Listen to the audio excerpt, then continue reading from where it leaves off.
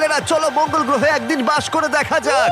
তাহলে করা যাক। যেহেতু এই বায়োস্ফিয়ার মঙ্গলে আমাদের ভবিষ্যতের বাসস্থান হতে পারে, তাই ওখানে টিকে থাকতে হলে দরকার এর নিজস্ব অক্সিজেন, জল আর স্বনির্ভর খাদ্যের উৎস। ভেতরে এসো ছেলেরা, দরজাটা বন্ধ করে দাও। আমরা এখন বায়োস্ফিয়ারের ভেতরে আটকে আছি, তার মানে হলো আমরা এই স্যুটগুলো এখন খুলতে পারি। হ্যাঁ, নাকে লাগলো, আস্তে খোলো। ঠিক আছে। ঠিক আছে। ঠিক আছে, একজন অ্যাস্ট্রোনট হওয়া তোমাদের ভাবনার থেকেও বেশি কঠিন। এবার মঙ্গলবাসী হিসেবে আমাদের প্রথম দিন শুরু করব আমরা। যদিও আমরা এখনো মঙ্গলে পৌঁছাইনি, তবু যদি পৃথিবী বসবাসের অযোগ্য হয়ে যায়, তবে এই বায়োস্ফিয়ার আমাদেরকে বাঁচাবে। এই বায়োস্ফিয়ারে মানুষের জীবন ধারণের জন্য সবকিছুই রয়েছে। আমার জন্য গার্লফ্রেন্ডও। এটা একটা বায়োস্ফিয়ার, ভুলে যেও না, কোনো মিরাকেল হয় না।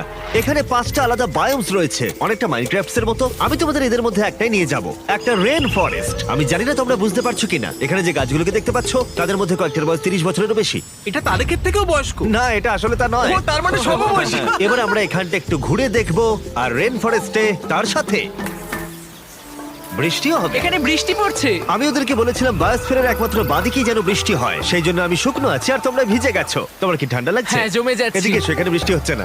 এখানে সত্যি সত্যি বৃষ্টি হচ্ছে তোমরা না। কি কখনো ক্রিসমাসে স্নো গ্লোবস কিনেছো? হ্যাঁ। এটাই হলো এই বায়োস্ফিয়ার। এটা হলো তোমার নিজস্ব মিনি আর্থ, যাতে তুমি সৌরজগতের যে কোনো গ্রহেই থাকতে পারো, বাস্তব জগতের মতোই। এখানে শুধু রেন ফরেস্টই নেই, এবার আমরা যাব সাভানাতে। এই সাভানাতে খাদ্য উৎপাদনের জন্য রয়েছে আদর্শ জলবায়ু, আর ঠিক এই কারণেই এটা 5টার মধ্যে সবথেকে বেশি গুরুত্বপূর্ণ। এগুলো হলো ঘোস্ট পেপারস, যা তোমরা দেখছো। নোলান, তুমি ট্রাই করে দেখবে? নিশ্চয়ই।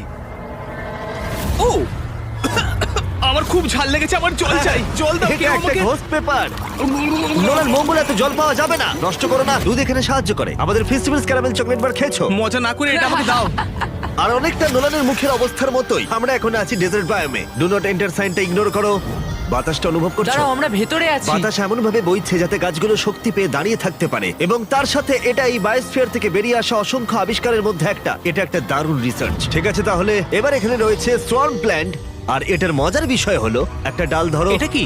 এটা পুরো পটেটো চিপসের মতো খেতে। এটা দারুণ মুচমুচে, তাই না?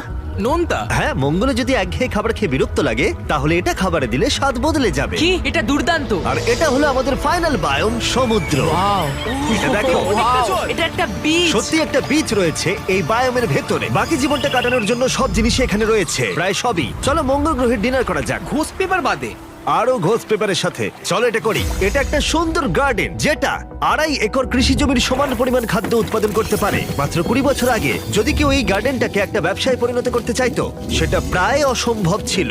কিন্তু শপিফাইকে ধন্যবাদ, তোমার বিজনেসকে সফল করে তুলতে এর জুড়ি মেরা ভার। যেমন ভাবে এই ভিডিওতে টেকনোলজি পৃথিবী বদলে দিচ্ছে, শপিফাই বিজনেসের জগৎকেও বদলে দিচ্ছে। আগের থেকে অনেক সহজ